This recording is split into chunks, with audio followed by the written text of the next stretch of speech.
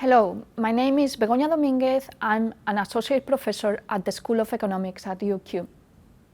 In this episode, I will talk about 3 proposals to finance the government debt accumulated due to the pandemic. The fiscal impact of COVID-19 comes from the programs Job Seeker, Job Keeper, and Job Maker. As of October 2020, Treasury estimates the overall costs of these programs at around 500 billion Australian dollars. As a consequence, government debt in Australia has increased from close to 25% of GDP in 2019 to over 36% in 2020, and is expected to grow even more over the next few years. Relative to most developed countries, Australia's government debt is low, and therefore we count with a large fiscal space to use it now in response to the pandemic. Let me say that most economists agree that now is not the time to increase taxes, but to continue with the fiscal stimulus until we reach a sound economic recovery. Proposal number 1. Bianchi and co-authors propose a coordinated strategy between fiscal and monetary authorities. First, the fiscal authority would set up an emergency budget for all COVID-related fiscal expenditures, separated from the regular budget of the government. Then it would announce that while the regular budget would be fully backed by future taxes, no provisions would be made for the emergency budget. That obviously creates a fiscal imbalance. Second, the monetary authority could adopt a temporary increase in the inflation target. The idea is that the fiscal imbalance, together with the monetary accommodation, would lead to high inflation, and that this inflation would devaluate the COVID-19 government debt over time. The main advantage of this proposal is that it does not rely on fiscal austerity.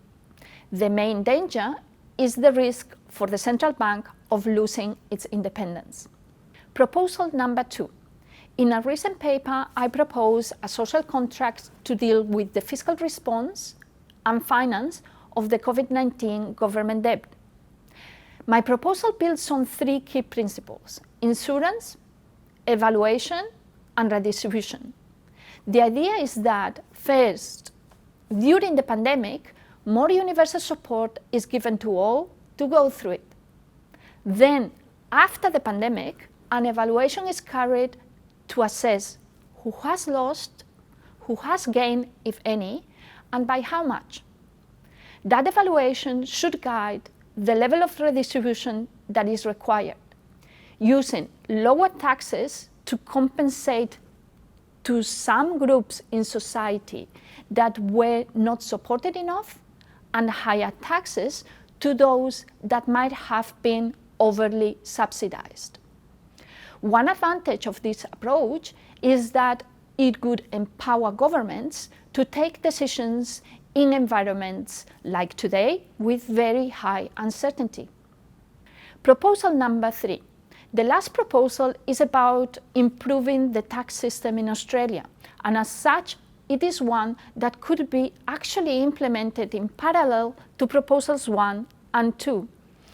A good tax system would need to balance efficiency, insurance, and redistribution while being simple and promoting growth.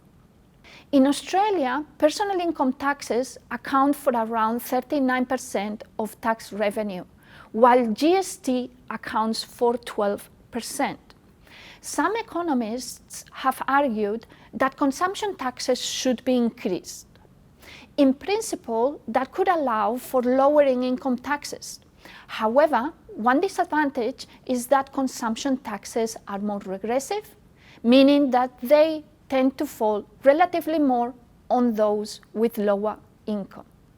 In Australia, company taxes account for 19% of tax revenue, with tax rates of around 30%, but with a range of concessions. Some economists in Australia suggest company taxes should be lowered, as that might encourage more business entry and then larger output. One potential disadvantage of this is that it may benefit large companies even more, and then they might actually lead to higher market concentration.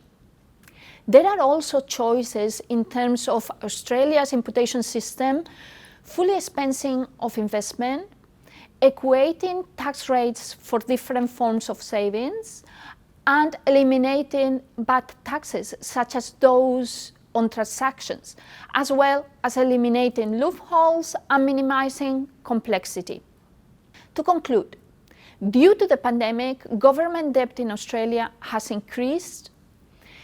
In this episode, I have explained 3 proposals to finance this debt.